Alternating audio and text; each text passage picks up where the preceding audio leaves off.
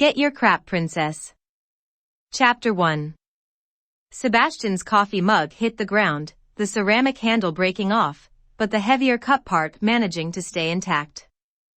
Hot coffee burnt the top of his foot, causing him to hop around cursing quite colorfully in French. However, he felt completely justified, as Kurt Pretty Boy Hummel, or some well-muscled sleep-must version of him, exited Hunter Clarington's bedroom. Hunter was not only Sebastian's best friend, but his very straight best friend and roommate. And Kurt had on one of Hunter's shirts that managed to be long enough to be a fracking dress on the man. What the ever-loving frack? He finally managed in English as he turned on Kurt, who was pouring his own coffee.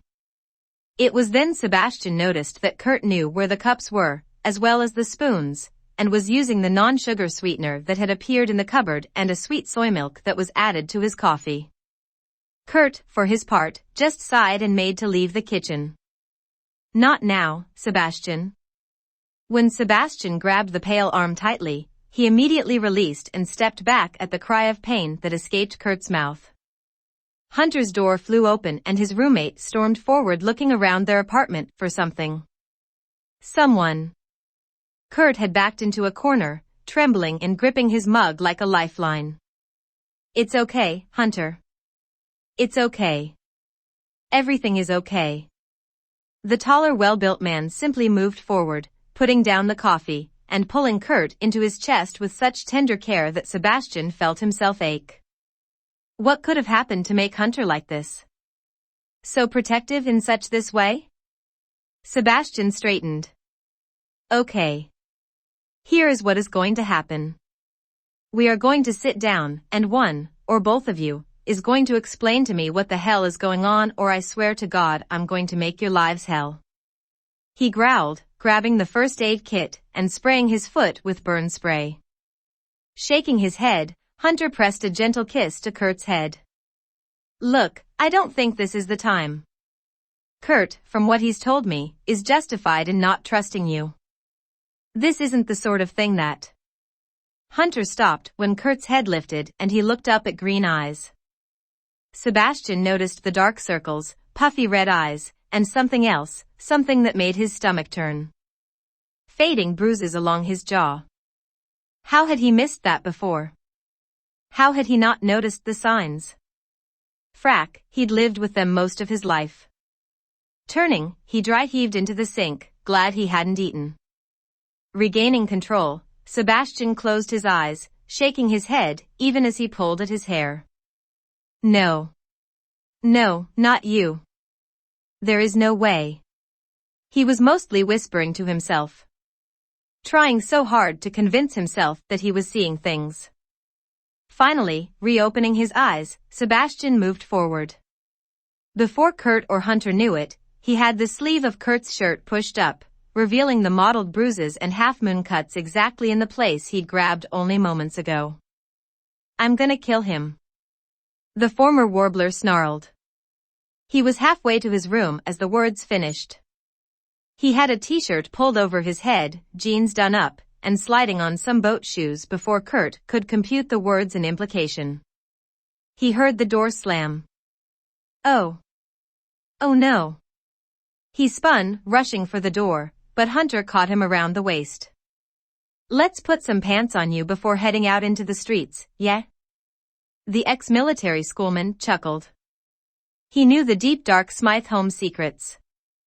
Knew why Sebastian wouldn't let himself be with anyone for too long, and deliberately sabotaged anything with someone he started to feel for. There was a groan. Oh gaga.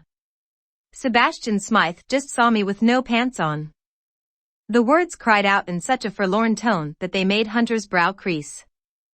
Sebastian had discovered Kurt's own dark secret. Had run off to supposedly kill Kurt's fiancée, but what Kurt was upset about was Sebastian having seen his legs bare.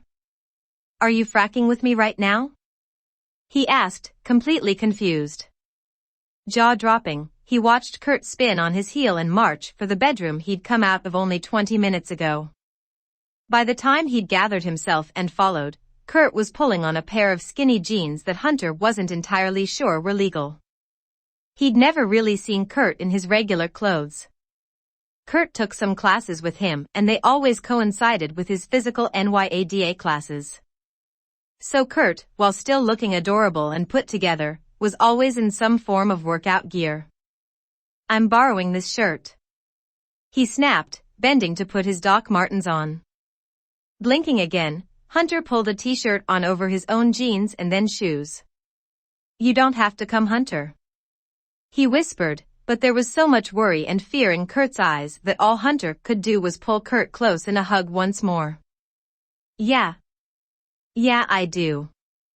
I promised I'd help, and I'm not letting him close enough to hurt you," the larger of the two men whispered fiercely. "Now, let's go stop Seb from committing murder. His dad can only pull so many strings, and mine won't let me keep being his roommate if he kills someone." Snorting, Kurt exited and went to get a taxi while Hunter locked up. He hadn't really seen this determined air from Kurt before. There was just something different in him.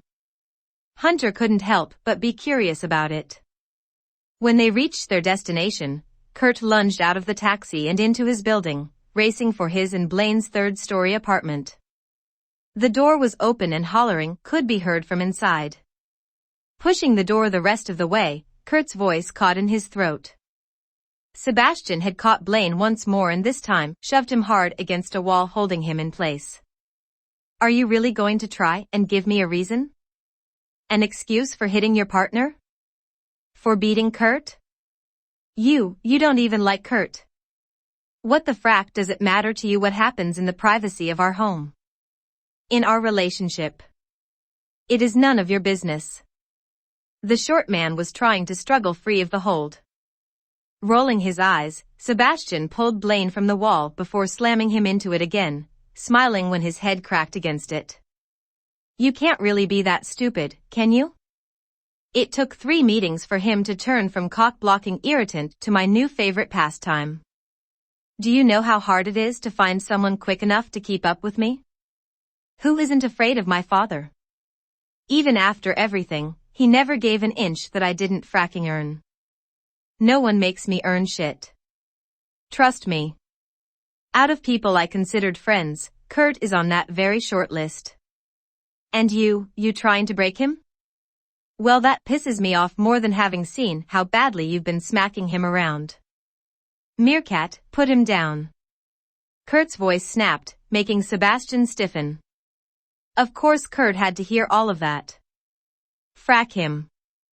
Hunter was blinking, looking between Sebastian and Kurt. What he'd been told of their relationship in no way constituted nicknames or challenging begrudging friendships. It was more along the lines of only just contained bloodbath. "No." Sebastian sniped back. "Get your crap together, princess. You aren't staying here. And do not argue with me right now. It's not a negotiation." Hunter wrapped arms around Kurt's middle as he scowled and started toward his roommate. "We kind of planned to get his things today already, Seb.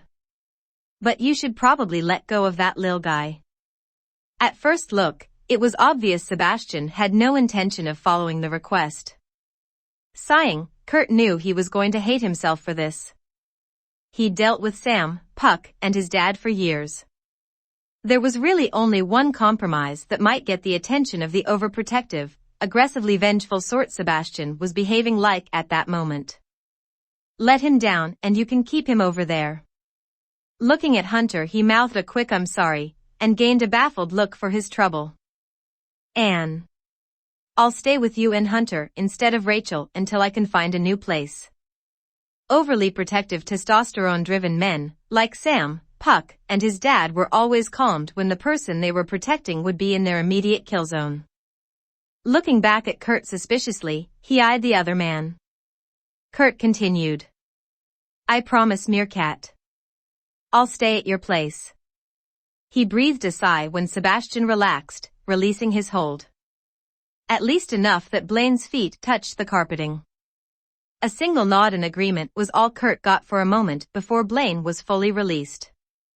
"Get your stuff, I'll call a car and some help."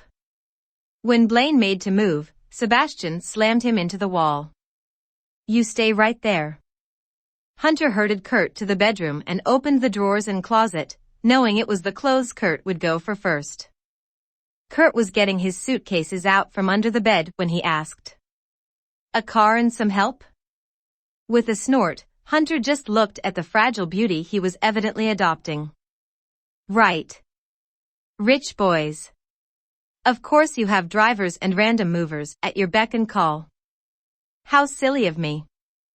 Efficiently, as if on autopilot, Kurt began packing, instructing Hunter what went where and gathering his things from the bathroom. Upon exiting for the third time, Hunter was pretty sure his mom didn't even own that much bathroom crap and she'd been collecting it over a lifetime. Kurt found boxes designed specifically for hanging clothing to be moved and 2 men waiting for instruction. Damn, I never thought I'd say I loved Sebastian Smythe, but this is just too good to be true. He sighed and began instructing the men what and how to pack after giving them gloves. He had no idea what was on their hands or where they'd been. They were not touching his silk Versace without protection.